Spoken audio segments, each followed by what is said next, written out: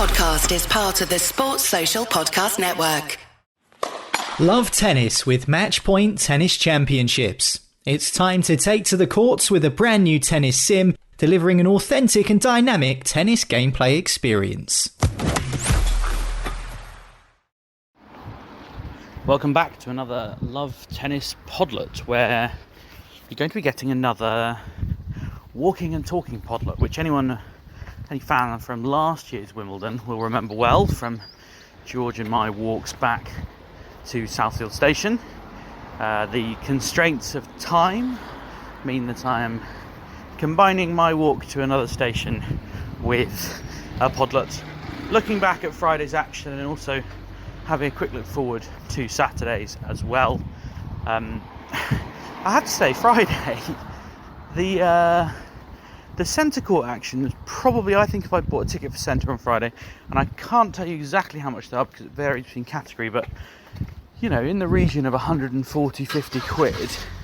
Someone just started their car right next to me, handy for the old sound quality. For 150 odd quid on Friday, I think you'd have felt a bit shortchanged. Ons Jabeur against Diane Parry was incredibly one-sided. Everyone knows how much I like Diane Parry. She's got this one-handed backhand. She gives it a rip. She's always really just trying to batter it from the back of the court. Ons Jabeur, obviously quite different. Someone who plays a lot of spin, a lot of different spins, a lot of different looks. Quite a canny grass court player. And far too canny for Diane Parry, quite frankly. Absolutely rolled through her. Novak Djokovic was on, I think, within an hour and a half of play starting on centre court, which is pretty racy given that there's a 20-minute gap between matches as well. Djokovic came on, up against Miomir Kecmanovic, obviously a fellow Serb, someone he knows very well. I know they've practiced together a lot, and it showed, really. He's just in complete control. I mean, can't really overstate. Well, I suppose the problem with Djokovic at the moment is we haven't seen him play anyone who's pushed him. But this does often happen because there aren't many people in the world who can push him. So you sort of get stuck between saying, well, yes, he looks very good, and, well, he's not really played anyone decent yet. Which is sort of unfair because he makes even some of the best players look not even half decent. So I don't really know where we are with him and how to judge what kind of form he's in. He's obviously got a potential, you know, if he wins one more match, he's got a potential quarter-final with Carlos Alcaraz, who made pretty short work of Oscar Otte yesterday on number one court, which is very impressive. He obviously came through that 5-set against Struff, but then thrashed Griekspoor and, you know, as I say, made pretty short work of Oscar Otte, who I know we don't think is, you know, going to win 5 Grand Slams, but he is a seeded player, and grass is one of his better surfaces, I would suggest. I know Andy Murray, when we were speaking to him recently, said, oh, Oscar Otte is a lot better than you all thought he was last year and took me to 5, didn't he?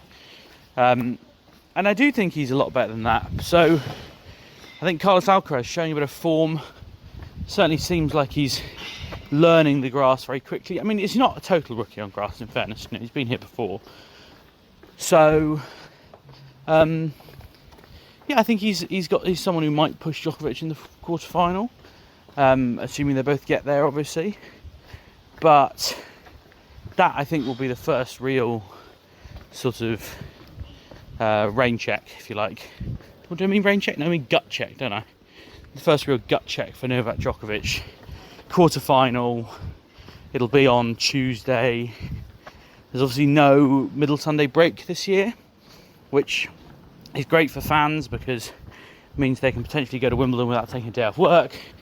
It's not so great for people who work at Wimbledon, i.e. me, because usually that would be my day off and I would go and play golf or, you know, see my girlfriend, who I saw this morning awake for the first time in about a week, which was nice. So, Novak Djokovic beat Miomir Kecmanovic. There wasn't a lot to remark about it, I'm afraid. Cam Norrie followed on. Cam Norrie, considering he's the British number one, has been for a while, has not played very much on centre court. I And we'll talk a bit more about scheduling in a minute, but it doesn't always get the best end of the All England club schedulers, which the buck sort of stops with Tim Henman, really. He is the chairman of the committee, and he really is the man who signs it off at the end. So I'm surprised he's not giving Cam more of a go. I don't know, maybe Cam has been requesting to not spend as much time on centre as others. I think that's pretty unlikely. He's pretty unflappable. I don't think he would feel it. It's obviously a high pressure environment, but I don't think he would think it's too high pressure an environment. And yeah, he certainly looked incredibly comfortable yesterday. Steve Johnson, in fairness, I mean, everyone knows Steve Johnson, and as Calvin said, doesn't have a backhand, so you just keep hitting it to that, and sure enough Cam did. And I think he also had a bit of a hand injury as well, and he just he faded away very, very quickly. I think it was only an hour and 52 minutes in the end, which for 3 sets is pretty short. At one point one of the crowd shouted out, "Go on Steve, give us a game," which I thought was a bit harsh, but kind of reflected the situation, to be quite honest. So maybe accurate. There were some nice moments. I mean, Cam's parents are over in the UK, which they're not usually. They live in New Zealand, and they're both, his father's Scottish, his mother's Welsh, I believe.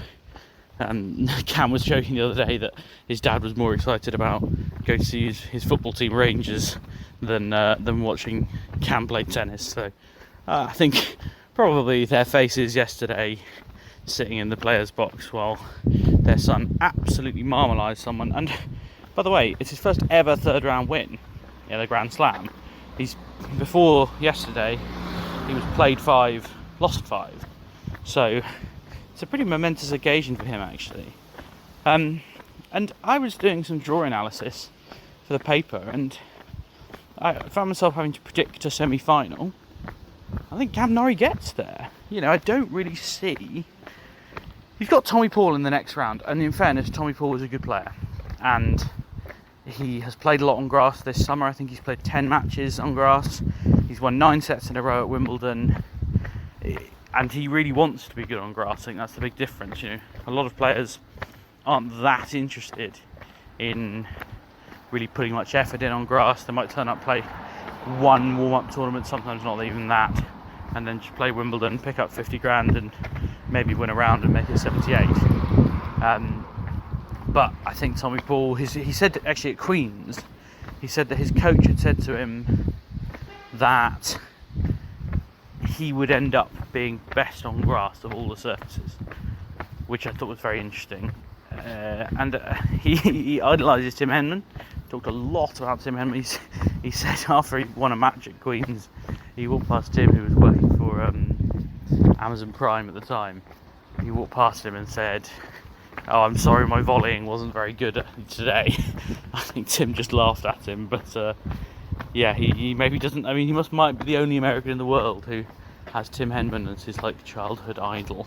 I don't know, if you're an American and Tim Henman's your childhood idol, let us know at LoveTennisPod on Twitter, or drop us an email, lovetennispod@gmail.com. I've had lots of emails recently, mostly about Rafa Nadal. Apparently we don't think he's very good, which is not true, incidentally. I think he's extremely good, but apparently we don't talk about it enough. He is playing tomorrow, Saturday, he's playing in the third round. Fully expect him to win against Lorenzo Sonego, because, as previously stated, I think he's very good, and I think he's better than Lorenzo Sonego. What else have we got on the plate for Saturday? We've got Rafa Nadal against Lorenzo Sonego on centre. We've also got Petra Kvitova against Paula Badosa on centre. And we've also got Coco Gauff against Amanda Anisimova on centre.